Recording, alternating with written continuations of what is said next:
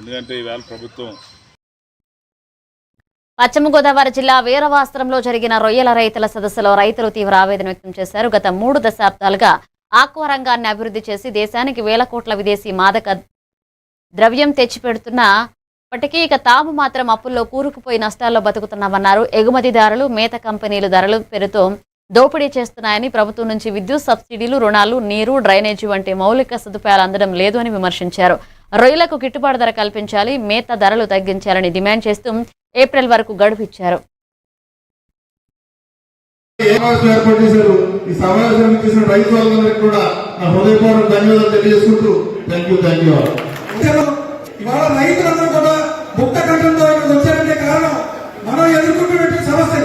ఈ సమస్యలు తీర్చాల్సిన బాధ్యత అటు ప్రభుత్వానికి ఉంది, ఇటు ఎక్స్పర్ట్స్ రొయ్యల పరిపాలన వస్తుంది. కాబట్టి ప్రభుత్వం దీన్ని తక్షణమే గుర్తించి ప్రభుత్వం ఏదైతే ఇస్తారో సబ్సిడీ, అది రూపాయల సబ్సిడీ అంటే 40 రూపాయలు పెడితే ఏ రకంగా రైతు ముందుకు మనం ఒకసారి తెలియజేయమని చెప్తాం. ఒక్కసారి హర్షాన్ని వ్యక్తం చేస్తూ మీ యొక్క అనుమతి తెలియ. ముందుగా ఈరోజు ఈ వీరవాసరంలో తులసి కళ్యాణ కృపంలో ఇంత పెద్ద ఎత్తున రాష్ట్ర స్థాయి ఈ మరి సర్వసిద్ధం చేసిన రాంబాబు గారు కానీ దేవాలయ మిత్రులు నమస్కారాలు, ధన్యవాదాలు, పాదాభివందనాలు.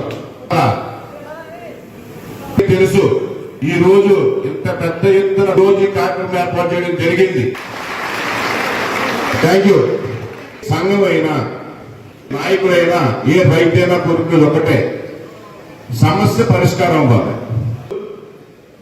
ఇక్కడ రకాల పార్టీలు, అన్ని పార్టీలకు సంబంధించిన నాయకులు, రైతులు ఉంటారు. రైతుల దగ్గర ఏదైతే దోపిడీ విధానంలో చేస్తారో అటువంటి ప్రాసెసింగ్ ఒక 5-6 కంపెనీలు ఉంటాయి. మీరు కూడా క్వాలిటీ ప్రోడక్ట్ అండి, మీరు కూడా 50 రూపాయలు రేట్ తగ్గించి ఇవ్వండి, మిమ్మల్ని ఎంకరేజ్ చేస్తాం. అలాగే ఆ బంధాల నుంచి పెంచు రావాలి. మేము కదా ప్రాసెసింగ్ పెద్ద ఒత్తిడి తీసుకురావాలి.